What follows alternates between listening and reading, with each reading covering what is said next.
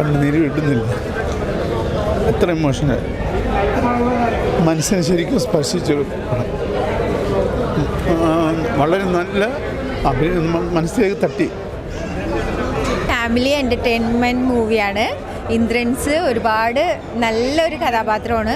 പിന്നെ ഇതിൽ ശർമാജി നല്ലൊരു, നിങ്ങളാരും കാണാത്ത വേറൊരു ക്യാരക്ടർ റോളാണ് ചെയ്തേക്കുന്ന. എല്ലാവരും ഫാമിലി ആയിട്ട് വന്നിരുന്ന് കാണാൻ പറ്റിയ സിനിമയാണ്. കണ്ടിരിക്കുക എന്തായാലും. അത്ര ഇമോഷണലും അല്ല, അങ്ങനെ ബോറടിപ്പിക്കണില്ല. നല്ല പടം, അഭിനയം സൂപ്പർ. നല്ല വർക്കാണ്, ഒരു ഫാമിലി ഓറിയൻറ്റഡ് വർക്കാണ്. അടിപൊളി അടിപൊളി സിനിമ. ഈ പാവങ്ങളായിട്ടുള്ള ആൾക്കാരുടെ നല്ല സിനിമ, അടിപൊളി, ഇഷ്ടപ്പെട്ടു. വളരെ ഹൃദയസ്പർശിയായ ഒരു കൊച്ചു സിനിമയാണെന്ന് പറയാം.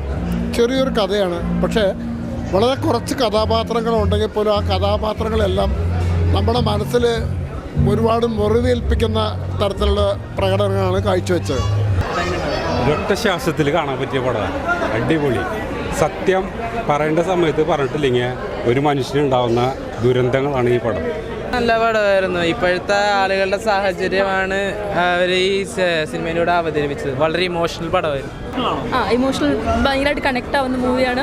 ഫാമിലി എൻ്റർടൈനറാണ്. എല്ലാവരും പോയി തിയേറ്ററിൽ തന്നെ പോയി കാണണം. പൊളിച്ചടക്കി നല്ല പടമാണ്. എല്ലാവർക്കും സാധിക്കാൻ പറ്റിയ പടമാണ്. പോയി കണ്ടുപോയി.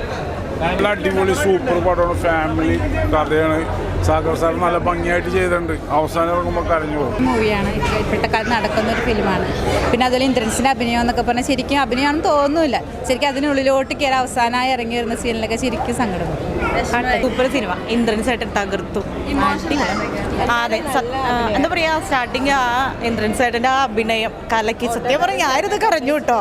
കരഞ്ഞു എന്ന് പറഞ്ഞാൽ നന്നായിട്ട് കരഞ്ഞു. വളരെ നല്ല റിയാക്ഷനാണ്. മൂവി വർക്കാണ്. അതെ, മനുഷ്യരെ അങ്ങനെ ഒരു ഇമോഷണലി വല്ലാണ്ട് കണക്ട് ചെയ്യുന്നൊരു സിനിമയാണ്. ഭയങ്കര പോസിറ്റീവായിട്ടുള്ളൊരു കുറേ മനുഷ്യർ, സ്വർണം പോലെയുള്ള മനുഷ്യരുടെ ഒരു